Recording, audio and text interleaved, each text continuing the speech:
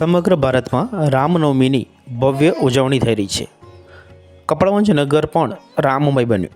કપડવંજમાં રામ જન્મોત્સવ નિમિત્તે મર્યાદા પુરુષોત્તમ શ્રી રામ ભગવાનની ભવ્ય શોભાયાત્રા નીકળી.